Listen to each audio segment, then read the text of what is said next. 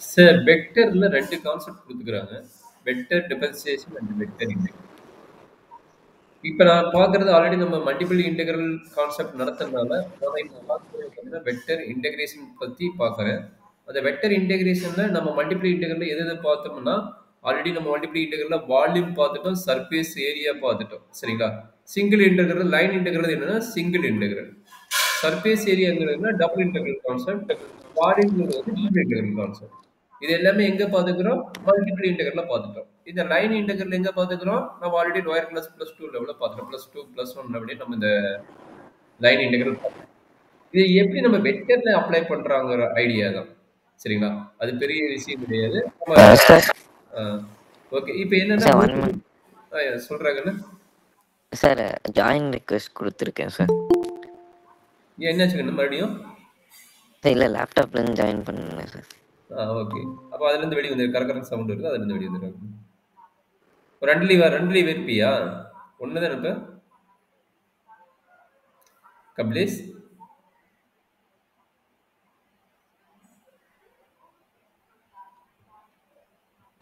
சரி yes sir.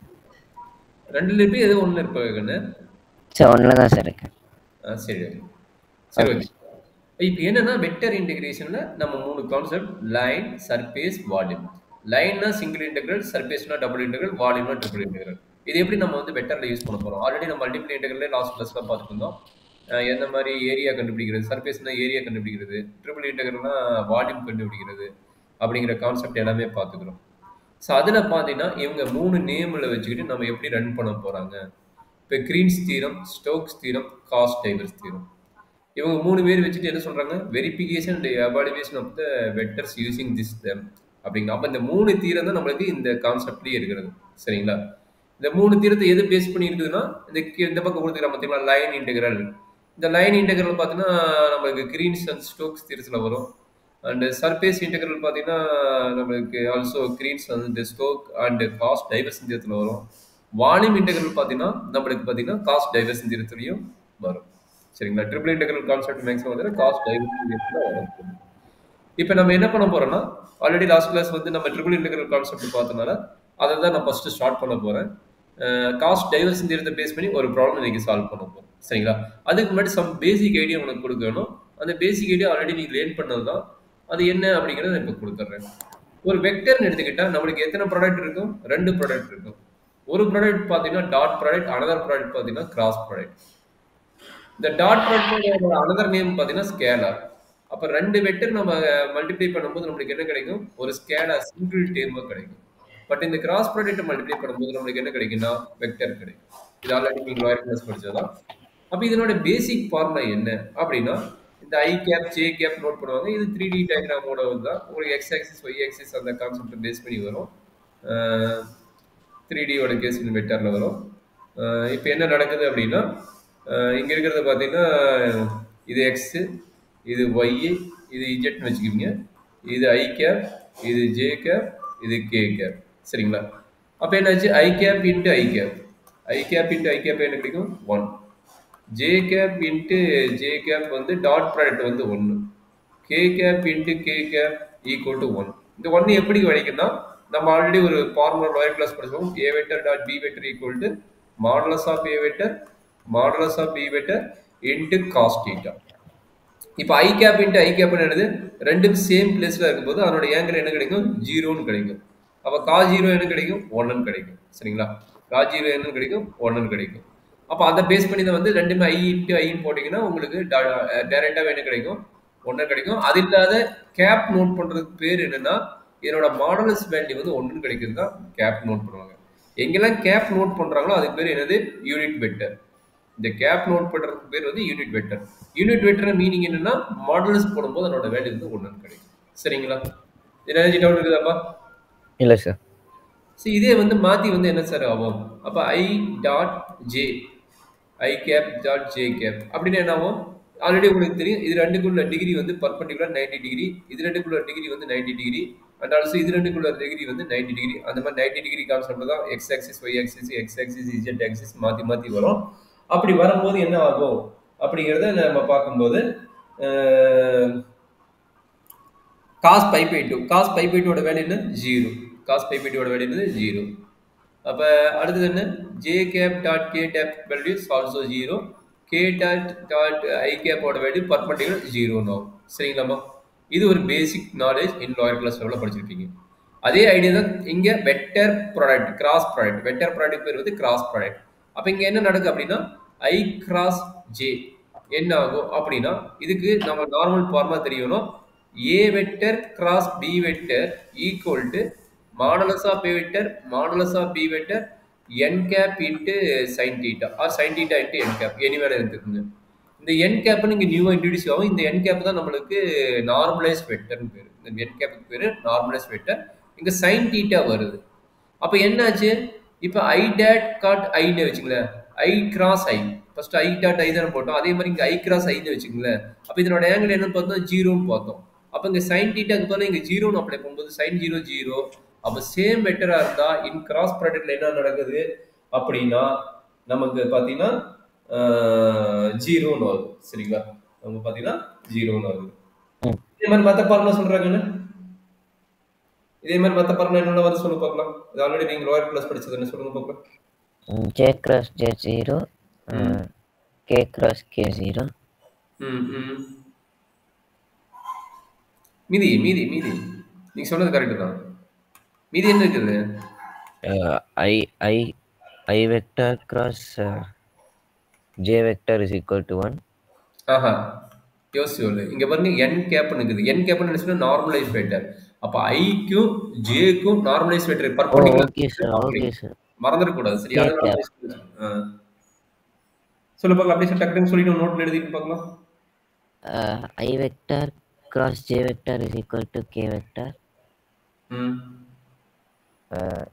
J vector cross K vector is equal to minus I vector. அடுத்தது K vector cross I vector is equal to J vector.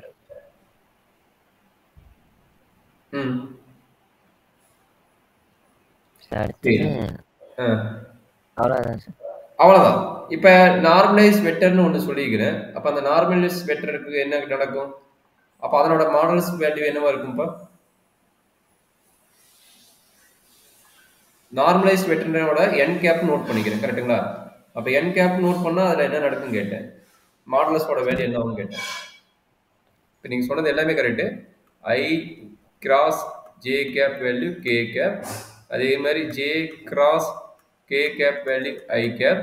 K cross I cap value equal to J cap. இப்போ n cap already நான் previous சொன்னதான். இந்த கேப்னு வந்தாவே இதனோட modulus value என்னன்னு தெரியும் 1ன்னு தெரியும் சரிங்களா. அப்போ இதனோட ஃபார்முலா என்ன அப்படின்னா a vector cross b vector divided by modulus of a vector cross b vector. இதுதான் ஃபார்முலா சரிங்களா. அப்போ இதுக்கு மாடல்ஸ் போடும்போது ஆட்டோமேட்டிக்காக ஒன்று ஆயிடும். இதுக்கு மாடல்ஸ் போடும்போது என்னவோ ஆட்டோமேட்டிக்காக ஒன்று ஆயிடும் சரிங்களா. அதாவது n கேப்போட ஃபார்முலா இது. சரிடாங்கண்ணே இதில் என்ன டவுட் இருக்குங்களா? ஓகே சார் கிளியரா? ஒவ்வொன்றும் கிளியர் ஆகிட்டிங்கன்னா அப்போ அடுத்தடுத்த ஸ்டெப் நம்ம மூவ் பண்ணிக்கலாம். சரி அடுத்த ஒர்க்கு என்ன அப்படின்னா மெயினாக பார்த்தீங்கன்னா ஓகே இது இப்போதைக்கு இது பேசிக் போதும். அடுத்து ஒவ்வொரு ஸ்டெப்பாக பார்க்க போகிறோம். அடுத்து நான் இன்ட்ரடியூஸ் பண்ணுறது பார்த்தீங்கன்னா டெல்டான்னு இன்ட்ரடியூஸ் பண்ண போகிறேன். டெல்டா அப்படின்னா டெல்டானா இந்த ஆக்சுவலாக டெல்டானா இது பேக்வேர்ட் டெல்டா. ஓகே இப்போ தான் நம்ம வந்து டெரிவேட்டிவ் கான்செப்ட் ஆல்ரெடி இங்கே வெக்டர் இது பார்த்துட்டு இருக்கிறீங்க. அந்த வெக்டரில் பார்த்தீங்கன்னா இந்த டெல்டாவோட அனதர் நேம் வந்து டைவ்னாலும் டெல்டானும் ஒன்று தான். அப்போ இது என்ன நடக்குதுன்னா I cap into doe by to X plus J cap into doe by to Y plus K cap into doe by doe Z. Okay so இதுதான் நம்மளுடைய டெல்டாவோட கான்செப்ட். அப்போ இதை வச்சுட்டு ஒரு ஃபங்க்ஷன் கொடுத்துட்டான்னு வச்சுங்களேன். இப்போ suppose X vector equal to ஒரு நார்மல் ஒரு ஃபங்க்ஷன், அதாவது ஃபங்க்ஷன் வெக்டரோட ஃபங்க்ஷன் கொடுத்துக்கிறாங்க. அப்போ அதுலேருந்து என்ன நடக்குது அப்படின்னா X square I cap plus Y squared J cap plus Z squared X K cap இப்படி கொடுக்குறாங்க. நம்ம டைவ் எஃப் எப்படி கண்டுபிடிப்போம் அப்படின்னா டைவ் எஃப் வெக்டர் எப்படி கண்டுபிடிக்கிறோம் அப்படின்னா டைவ் எஃப் வெக்டர்னா del dot F vector meaning. Div F வெக்டர்னா del dot F vector meaning. அப்போ என்ன நடக்கும் அப்படின்னா ஃபர்ஸ்ட் டெல்டாவோட வேல்யூ எழுதிக்கங்க. I vector doe by to X plus J vector doe by to Y plus K vector doe by to Z dot X squared I vector plus Y squared J vector plus Z squared X K vector. சொல்றேங்க, உங்களுக்கு இதுல name பண்ணிருப்பீங்க. இதுல என்ன நடக்கும், என்ன value வரும் சொல்லுங்க பார்க்கலாம். Any idea? எதுல சார்? டோ பை டோ எக்ஸ்ல. இப்போ நான் எஃப் அதெல்லாம் போட்டுருக்கேன்ல, அதில் போட்டால் என்ன நடக்குன்னு சொல்லுங்க பார்க்கலாம். இப்போ நான் ஆல்ரெடி மேலே ஃபார்முலா கொடுத்துட்டேன், எல்லாத்துக்குமே ஃபார்முலா கொடுத்துட்டேன். இப்போ என்னது ஐ டாட் ஐ தான் வந்து நம்மளுக்கு என்ன தெரியும், ஒன்றுன்னு தெரியும். மற்றது ஐ டாட் ஜேன்னு வந்து அது என்னாவும் ஜீரோவும், அதே மாதிரி ஐ டாட் கேன்னு வந்து என்னாவும் ஜீரோவும். ஆல்ரெடி நான் மேலே ஃபார்முலா கொடுத்துட்டேன், கரெக்டுங்களா? Okay okay sir. புரியுது இல்லை?